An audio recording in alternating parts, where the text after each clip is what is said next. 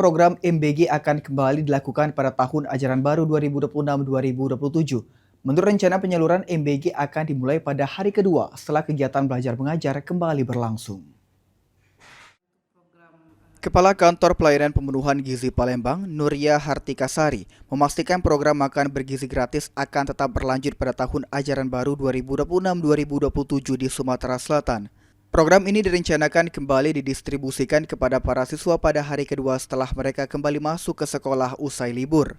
Meski demikian, hingga saat ini Kantor Pelayanan Pemenuhan Gizi Palembang masih menunggu petunjuk teknis resmi dari Badan Gizi Nasional terkait mekanisme pendistribusian program makan bergizi gratis.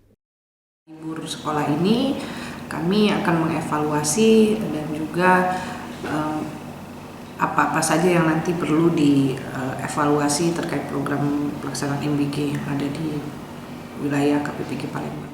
Berarti memang ketika masuk baru akan didistribusikan kembali. Iya. Petunjuk teknis tersebut nantinya akan menjadi acuan dalam pelaksanaan distribusi, sehingga program dapat berjalan sesuai ketentuan dan tepat sasaran bagi para penerima manfaat. Ilham Wahyudi, PEL TV.